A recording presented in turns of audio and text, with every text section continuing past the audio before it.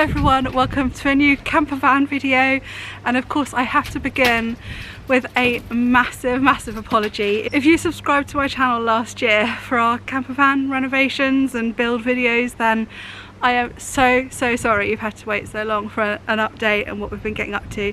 The problem was we were in America for Chris's work the whole of October. November and December was obviously Christmas and the weather was awful. Then we were back out again January to February, and since then we've just had other stuff going on and Chris has been really busy with work.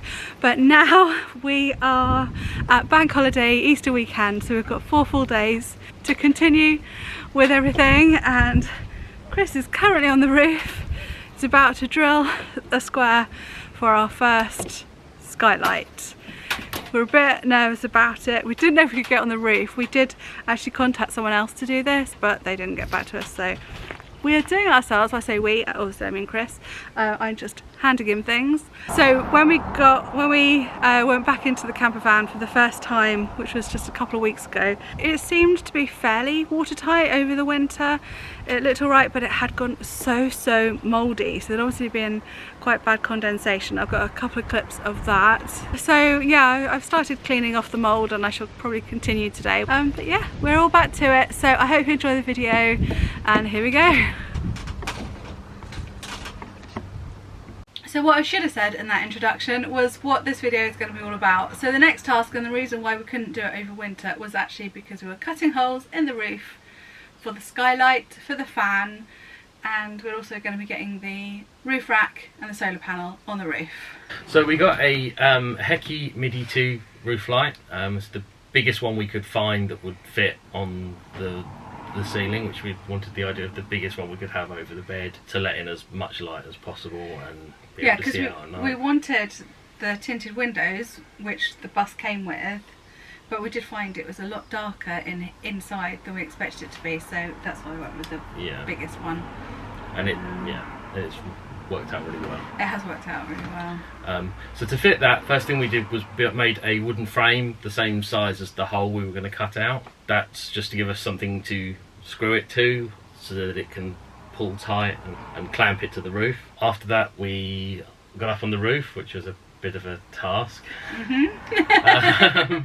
Yeah, we realised we could not do it with the ladder leaning against the camper, so we moved it closer to the garage, leaned the ladder against the garage so that you could walk up the ladder with it leaning against the garage and then slide over onto the roof. Yeah, that's a nifty little thing. Yeah, it worked. It worked really well. So then we measured up exactly where we wanted it and drilled some holes for the corners to get the right alignment. Then we cut the hole out with a jigsaw.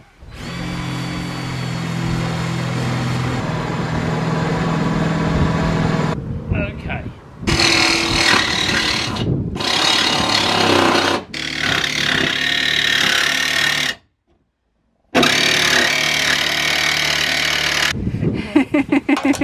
Right. Should I pull then? Yeah. You make it sound so simple. Well, yeah. You did lots of measuring. Yeah. It was more nerve-wracking than it was difficult. It was like if you get it wrong. After that, we used some butyl tape to fill in the gaps in the ridges, because the roof itself isn't flat where we were doing this one, and that just gave us a flat surface over the ridges to be able to put the roof light onto. I then painted around the metal that we had exposed from the cuts I filed it and then painted it with some hammerite paint just to stop it from rusting. We then covered it with the bead of Sikaflex and then stuck the roof light down. It was only at that point we worked out we didn't have screws quite long enough for the frame that we'd built. Oh yeah. So we had to rest things on it overnight whilst we had stones on it and till it stuck, and then the next morning I went out to screw fix and managed to get some screws, and then we could screw it together properly. So the screws that it comes with just aren't long enough? Not for the size. They do sell an extension kit. We didn't buy the extension kit because I didn't realise it would be so small without the extension kit. And by small you mean how much it comes down into the... Yeah. Right, out of the ceiling. Yeah, the Max fan allowed for ceiling depths of something like 60 millimeters. So I assumed that we only wanted about 35. If it was anything more than about 15, you needed the extension kit. But we just fixed it with some longer screws, and it's been fine. Yeah, that was the Friday. We got all that done on the Friday, didn't we? Yes. Then Saturday we got started on the Max Air fan. Seems to be the one that everyone uses. It lets you can have the fan open even when it's raining. You don't need, and it will draw air in or it will push air out. So we can use it for extracting smells and things when we're cooking, or pulling air in when it's a bit hot. So for that one, again, we built a frame. You didn't need to build a frame for that one, because you can just, it does come with screws that you can just screw through the metal of the roof, but we decided to put a frame on it anyway, just for a bit of stability. The frame itself needs to be a slightly bigger size than the hull, so make sure you, if you're ever doing one, make sure you measure that up exactly. I don't have the exact measurements, but we worked it out. So again, with that one, we cut the hull. This time we actually had a flat area to work with. There was no ridges, so we didn't need any of the butyl tape to even any of it out. We just painted it again with filed it flat to get any rough edges off, and then painted it with Hammerite, then the Sikaflex sealer, and then screwed it to the roof. And it's all in. Yes, and we are just about to wire it up now, so we'll be turning it on for the first time after this. Yeah. So to mount the things that we wanted on the roof, decided not to just buy a conventional roof rack. They're quite expensive and quite bulky. So I found online a place in America that sold some little mounting brackets that would let you mount standard unistrut. Unistrut's just a metal channel that's just used in construction and all places. It's very cheap. 3 meter length of it is about £15, and these brackets let you mount those as if they were a roof rack onto a van like this. Now they're 3D printed and welded up by a person on eBay. Normally they only ship to America, but we got it shipped to my office when I was there last, and we then brought them back with us. So that was quite easy. So not so easy if you're in England, but if you are in America, they are available. They are, and they worked really well. So we got the unistrut. We couldn't get all the unistrut we wanted. I think it's rather difficult at the moment to get things delivered, but we got enough to do the roof rack anyway. So we cut those to length with an angle grinder. They were just a little tiny bit too long, so just had to cut a little bit off the end.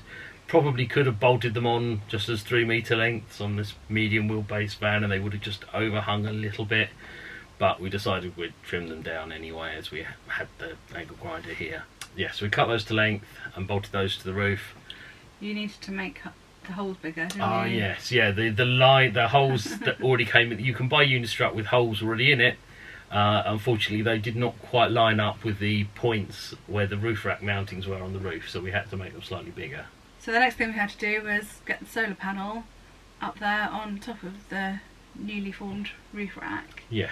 We did measure things a little bit wrongly, didn't we? We thought that the solar panel was going to be able to fit lengthways in between the fan and the big skylight. Yeah. But we hadn't sort of accounted for the overhang at the top, particularly of the fan. The fan's got a really big overhang bit. I don't know what else you'd call it. Yeah. Like casing. So we've had to put the solar panel the other way around, so it goes across. The length is going widthways over the van.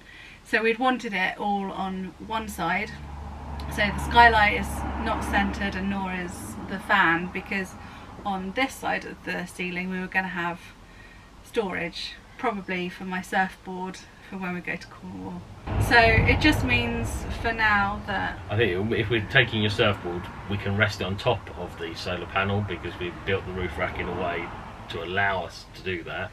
Yeah. But I think we might longer actually term just we might change the solar panel and have a smaller one to fit in between. Yeah. But yeah, it was a bit of a engineering feat getting the Yes. getting the solar panel up there, because of course it's blimmin' heavy. Yes. Chris had to be on the roof ready to pull it up. You did think of like using 2 bits of wood to support it, to get it flat enough to then slide across. I know in the footage we've got Jude standing in the way most of the time, so you can't see that clearly, but that's what was going on. It did work better than we thought. Yeah, actually. it was easier than expected. Yeah. So then bolted all that down. We made a hole to bring the wires through from the solar panel, and put a little box over that and sealed it up so to keep it watertight. A bit limited as to where we could bring those wires back through. I'm not entirely happy with where we put it, but it was the best of the options we had, really. But yeah, that's all in now. I have sneakily connected it up to the battery and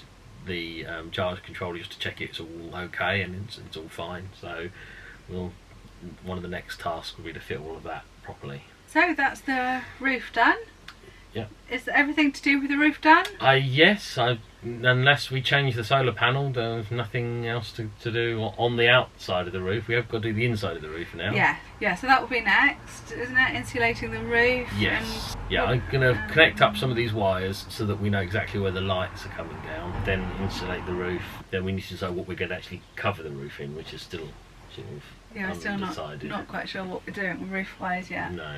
And I'm going to be covering the side plastic panels that went around the 3 big windows with some fabric. So we'll just leave you with a clip of trying the fan for the first time, and we'll see you again next time. Don't forget that I've got a playlist of all of our updates, and hopefully now will be, I mean, we are middle of April.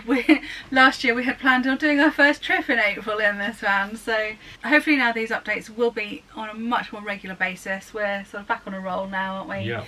The weather has improved. Oh, we've got flooring, so that's coming up, but we need a nice day where it's not going to rain. That lovely weather that we've just been having is now over. Which has meant that we did test the roof. Yeah, we have managed to test them in the rain, and they are completely...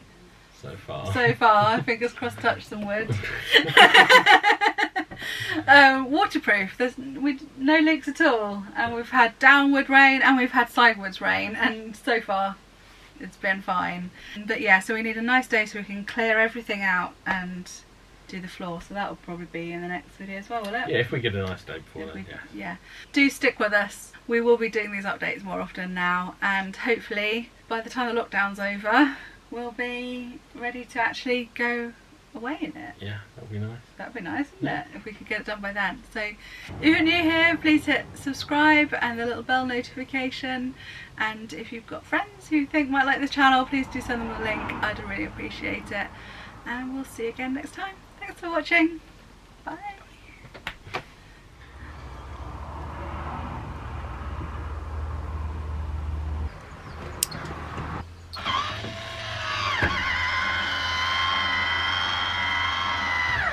I don't understand the controls. Where's the instructions? In that bag over there. That one. The one that says on? Yeah? The big one that the says big on. one that says fan on off. That's the one, yeah? That's the one.